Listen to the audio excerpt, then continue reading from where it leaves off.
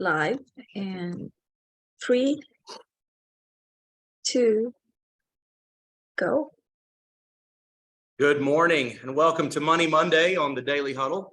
I'm Zach Odie and this is Kimberly, as some of you guys know, and welcome. So we're excited today to bring a special guest on, but before we do that, I read a story the other day about this crazy story. A naked man robbing a bank, and nobody could remember his face. That's your cheesy joke. You're welcome, Joe. I hope that never happens.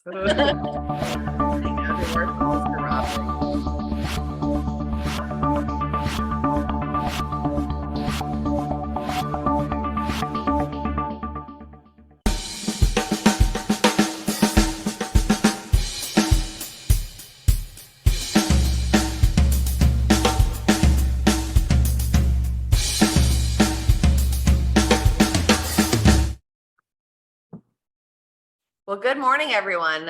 Welcome to our Money Monday. Like Zach just said, I'm Kimberly. He is Zach, and we're going to talk to you guys today about why do you even need a banker? And our friend and banker Jill Whisonant is on here with us today.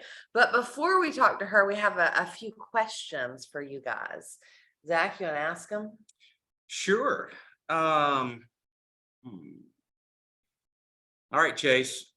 What time is it? And what are you grateful for? The time is now, as always. Can't be any other time but now. I am grateful. I'm grateful for you and your wife, actually. Thank you for being such kind people. Really appreciate you too. Thank you, Chase. That was sweet. That made our Monday morning. Absolutely. All right. Well, Andrea, where are you and who will you hug today? I am right where I need to be, which is right here. And I'm going to hug my client. I'm going to have a meeting today with my client. So I'm going to be hugging them today after I hug myself. There you go. Awesome. Perfect. And the time is right now.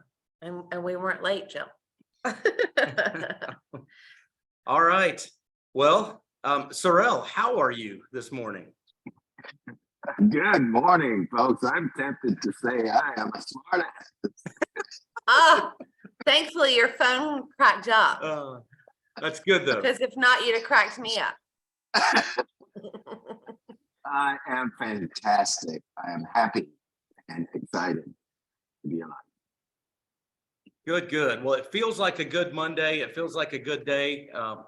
There's a lot going on today, and we've got some exciting, the next few minutes is going to be very exciting to hear about. And the question of the day is, why do I even need a banker? Yeah. And so we have Jill Whisonant. She is our guest here today. I'm going to tell you a little bit about her before we relinquish the Zoom to her and let her talk. But Jill started in banking when she was 19 years old. She was literally just a kid. Spent years in banking trying to figure out what she was supposed to be doing with her life. Because I'm reading this as and I have to change it, right? Because surely she didn't believe it was banking. Turns out it was definitely banking. She loves people. She loves educating people. She loves growing people in this profession. She loves watching teams thrive in a healthy work environment. 24 years later, she knows this is exactly what she should be doing. So super excited to have you today. Thank you for agreeing to be our guest and joining via Zoom with us this morning. So Jill, why do we even need a banker? And did I say your last name right? No, but nobody ever does. It's okay. Do it for us. Tell us who you are. I am Jill, last name Whisonant. Whisonant. Okay. It's very close. It's very close. It's a very intimidating last name. Yeah, so is Odie. Terribly. So tell us, why do we even need a banker? Honestly, so many reasons. If I could, I'm going to start with the basics. Yeah, sure. I work with a very wide range of people. So literally people that are struggling with homelessness, up to millionaires. And so what people need from that stage to the opposite end and everything in between is going to vary. And the beauty is, it really doesn't matter what stage you're at. A good banker is going to be there to help you and to support you no matter what. So if we're starting with the basics, then we always start with the simple deposit accounts, right? Like our checking accounts. What do you want? What do you need? And is there a reason that you have a preference for one thing over the other? Banking is such a competitive industry that really from bank to bank, most accounts are very, very similar. There's not a lot of, I bank at this bank because this checking account is so much better than this other bank's checking account over here. That doesn't really exist in the world of banking anymore. And so when we're looking at deposit accounts, what we're really looking at is where are you at in your life and what makes the most sense for you now. So again, back to the basics. Is this your first account? Do we really need to have a very in-depth conversation about what it means when you swipe your debit card? Do we need to have a conversation about how to fill out a check? Nobody uses check registers anymore. I have resigned myself. It doesn't happen. I know one person that uses a check register, and it's not me. Use a check register. There's just so many tools that are available to us now that you need to use your brain, but you need to use your tools. Talking about overdrafting your account. Why are people overdrafting their account? Do people even realize that there are regulations that allow them to opt out of overdrafting their account? You're not required to pay overdraft fees. I think that's a pause right there. Like, I think you should say that clearly again, because, you know, and thankfully we're past that phase. But they will return the check if you opt out of. Oh, well, that's fine. overdrafts. Well, nobody makes a check anymore. She just said that too. But and like I said, thankfully we're past that phase. But in college, thankfully we didn't have debit cards. I don't think we had checks. right. And I wrote some good checks. And ultimately they were always paid because my parents would like save me, right? But those overdraft fees were, oh, it was horrible. So I'd rather, honestly, like as an adult now, looking back on that experience, I'd rather them have just like denied the transaction, right? Or returned the check or denied the debit card than to pay an extra $40 every time I did something stupid. Right. So tell us about that just really quickly. So Reg E is it's our responsibility to the consumer. Reg E. So it is our job as a banker when we're opening an account and we're asking you if you want to opt in or opt out. What does that mean? What does it mean if I opt in? What does it mean if I opt out? So if you opt in, then you're saying, yes, I want the bank to consider paying this item when I swipe my card. Doesn't mean we will, but I would like for you to consider it. But if you do, I understand that I'm going to pay an overdraft fee. Overdraft fees are assessed on the balance paid. And this is how overdraft fees will snowball one into another, because we swipe our debit cards all the time. So you can have 5 transactions outstanding, but only one of them actually overdrew your balance. But because all 5 of them are going to post against that negative balance, you don't have one overdraft fee. You have 5 overdraft fees. And that's really, really sad and hurtful. Yeah, I'm like, From our standpoint. Right. Because now we're not talking about $36. Now we're talking about, I don't know, $108. I don't know. well, especially I think at that point, if you're really overdrafting your account, you don't have a lot of money to pay overdraft fees anyway. That's right. Right. And this is where having a banker comes in handy, right? So I know the people that habitually overdraft their account. I know the people that habitually are requesting to have those fees refunded, but I'm also having the same habitual conversations about, you don't have to do this. you can opt out. You can say, I don't want you to pay these items so that you're not being charged these fees. So many people are living paycheck to paycheck. One $36 fee can set them back to a place that hurts. And we don't want that. We don't want that. You also have the option to opt in or out as many times as you want. So you can be opted out, find yourself in a really just uncomfortable position that you do have to buy something that is going to put you in the negative, and opt in. When that is done, opt back out. So you can do this as much as you want or not at all. And I'm assuming that that would be a really good time to have a banker that you can access via email or phone or something like that. Because Right. if I'm at my kids use a huge digital bank, basically. They're not, and so they have problems if they get cash depositing that. There's nowhere to go do that. So I can imagine that, in addition, having an endless cycle of on hold music and trying to get that done with the digital bank is going to be next to impossible. So Right. Knowing your banker means that if you make a mistake, typically you're going to call your banker and say, listen, I was in this just this really terrible position, and I thought I was going to get one overdraft fee and I got 5 overdraft fees. And your banker's going to go, you're right. You're a totally responsible human, and I can see that you made a mistake. Let me help you. Yeah. Right. That's the benefit to your banker, not to penalize you, but to say, let's look at you and your history and let's find a happy medium.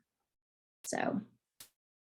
Well, I know I hijacked the overdraft conversation just because I was like, what did you say? So, but I think it's relevant for a lot of people, especially whether they're watching live now or will watch later. I think they'll do the same thing, like pause, rewind, repeat. What you say?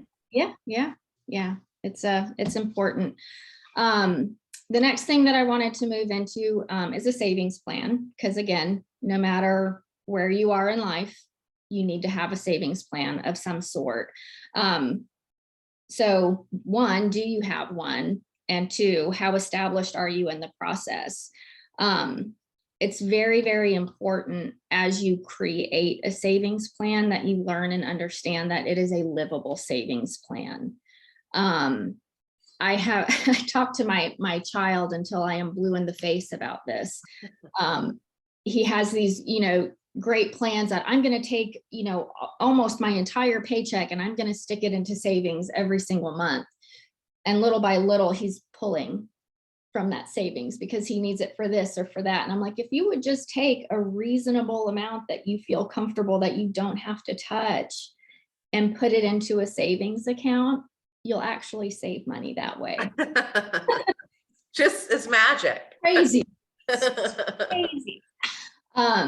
We've got folks that are entering different phases of their life. We have people that have been putting money into 401ks their entire life, and that 401k company has really managed that retirement savings. And then lo and behold, they're ready to retire and they get all of this money and they're like, well, now what?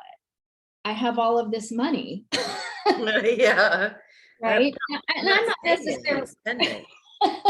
I'm not necessarily the person that can handle, that transaction, but having tools and resources and people that we can reach out to make sure that retirement is what somebody wants it to be is so important. You've worked your entire life to be able to enjoy that last part. Like, do it. Enjoy it.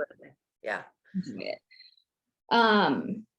The next thing that I really wanted to step into was a conversation about debt. I think the world has so many different views, and I think we would all love as little debt as possible, right?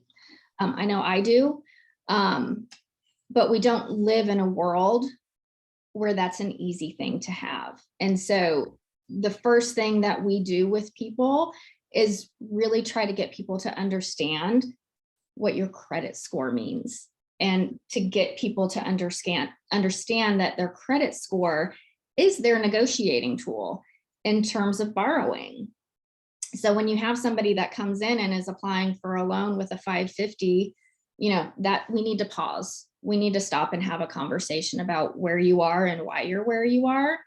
And we probably need to work on credit before we are applying for new credit, because that's harmful.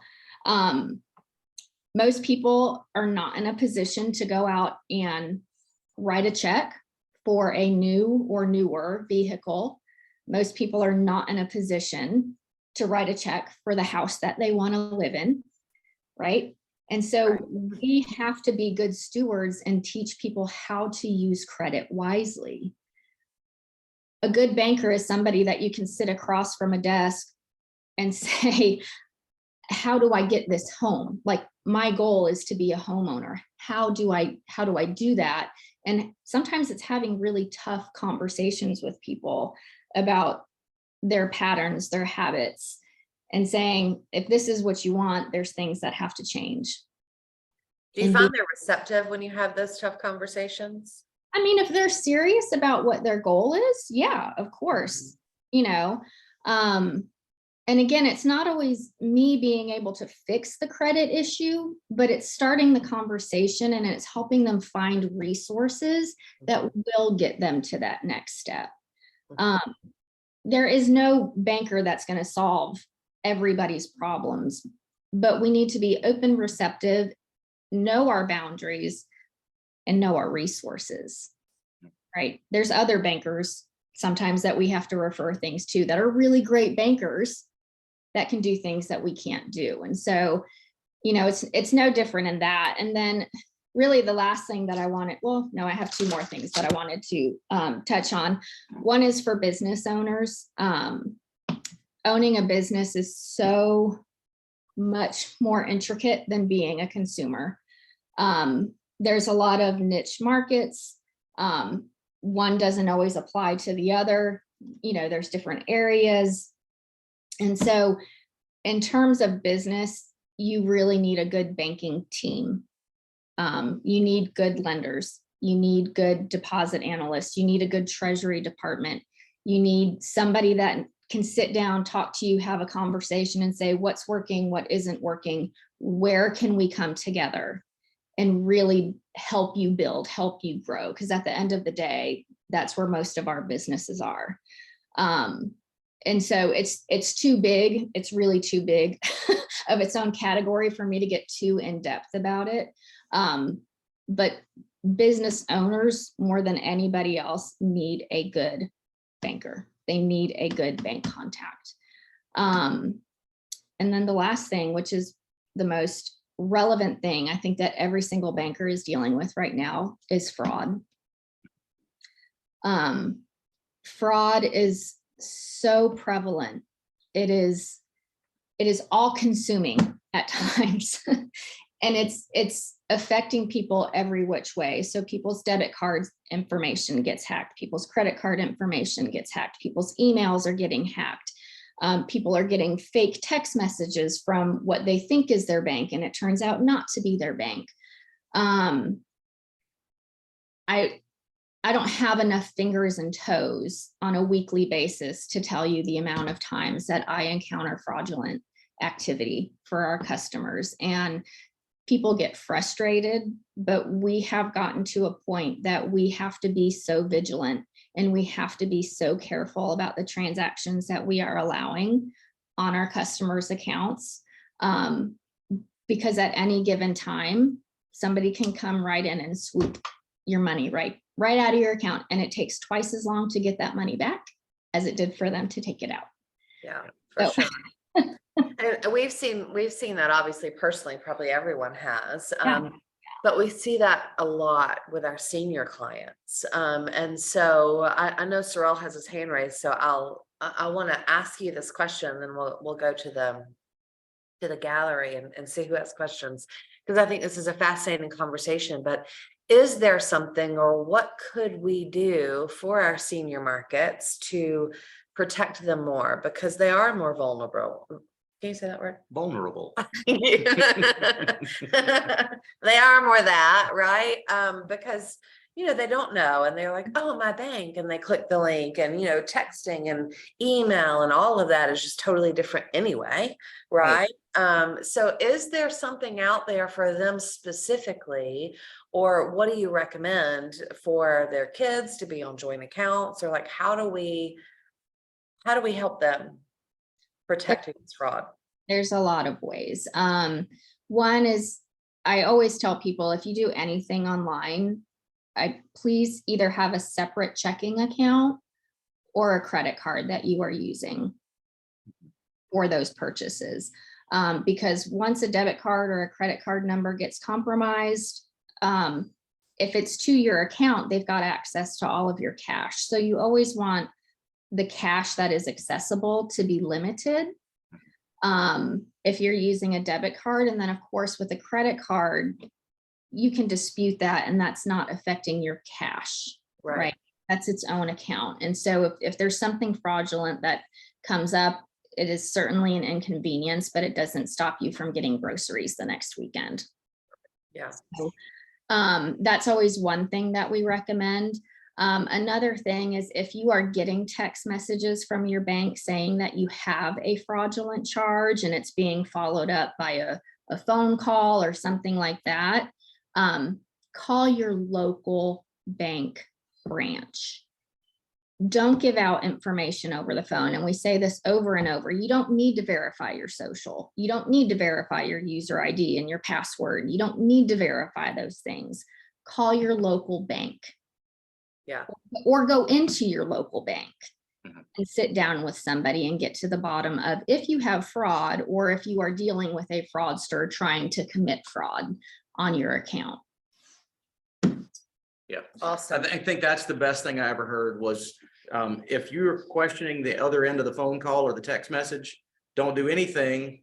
Say, okay, I'll call the bank back, hang up, call the bank directly and originate it from your end, so you know you're actually speaking to that institution.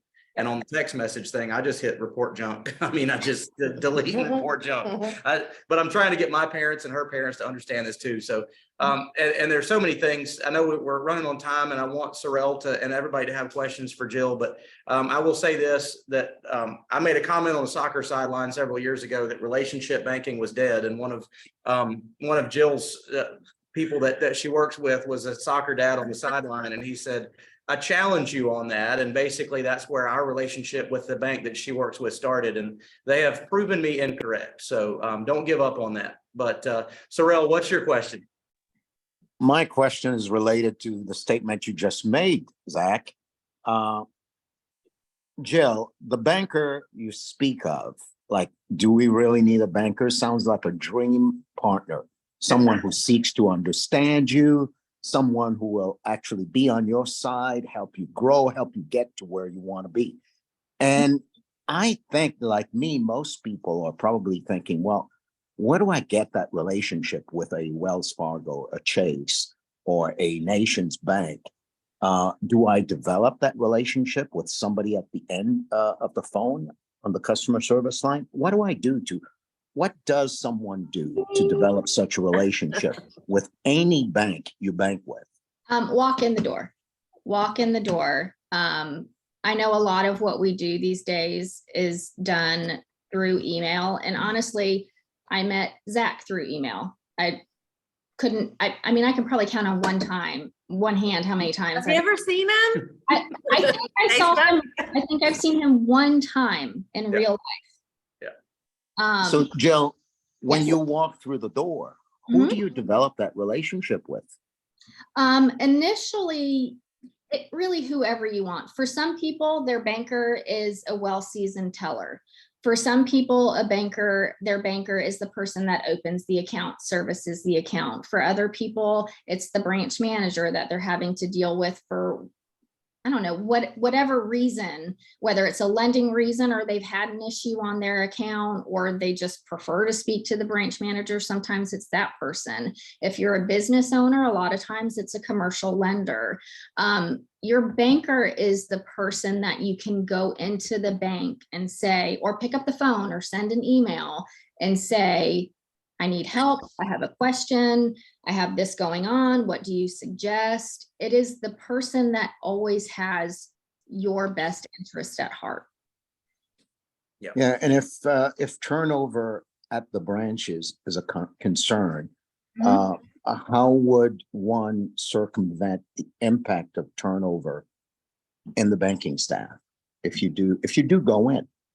Yeah, turnover is painful. There's bankers that are at different seasons in their career, so it's always sad when people leave, but you can't stop people from leaving. You know, generally people are leaving to improve them or their family. And so if you really, really like the person that left, I hope you have an alternate method of contacting them. I have people that don't per se bank with me anymore, but still reach out to me when they have questions or concerns about things that are going on financially in their life. And, you know, sometimes it's a distance thing. We just don't live in the same markets anymore, and it's really difficult. They have moved away and our bank isn't in their market, but they still trust me and we'll have conversations around things. So there's not really an easy answer, but you'll know when you find your banker. You'll know when you have that person.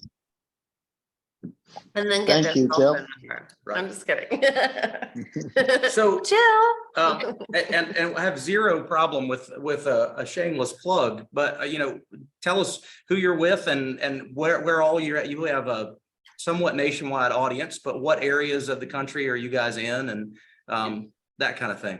Yeah, so I'm with United Bank. We're actually a very old bank. We were established back in 1839 in West Virginia. We are what's considered a super regional bank. So I'm down in South Carolina. So we're South Carolina up the East Coast. We have a pretty big presence in DC, obviously West Virginia. We go into Pennsylvania, Ohio. So we have all of the same products and services as the super big national banks, but we operate very much like a community bank.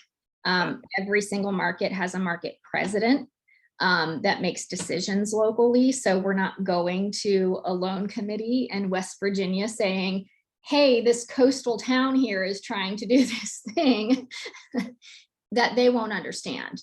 But our people here do understand. And so that's really, to me, what sets us apart. We're big enough to have the products. We're small enough that our service really matters. I think that's how we feel, you know, for us, relationships matter. Obviously it's what we do, it's what you do, but it's important to be able to call someone on the phone, have them know you and ask a question or be able to get something done. So we love you guys. We think you're fantastic. And so do we have, so this is what we're going to do. We're going to wrap it up for today because we're almost out of time. But Jill, I'd love to have you back at some point, especially now that you know it's on Zoom. And maybe you can talk more in depth about the business banking because you said it would take so much time. Like maybe that could just be a topic that we go through and just ask, you know, tell us about business banking. So I see a chat. Do I see a chat? No, we're all good. Okay. All right. Well, thank you for joining us today. Our time goes super, super, super fast on the Daily Huddle. But we love it. And I think you brought tons of value today. I think everybody really enjoyed this conversation. And we'll connect again for another visit with us. All right, guys. Well, thank you, Jill, again, and we will be talking soon. I'm sure via email this week at some point. But I will remind all of you as we head out into the day today to remember our 8 tenets. Number 1, love. Number 2, laugh out loud. Number 3, stress less. Number 4, eat mostly plant-based. Number 5, give. Number 6, sleep. Number 7, move. And number 8, give yourself that pause. Remember to check yourself before you wreck yourself. So give yourself a minute to react. But thank you guys for being here. It's good to see your faces. And for those of you watching live out there on Facebook or watching the recorded version, check back in tomorrow, same time, same place for the Daily Huddle. Bye, See you guys.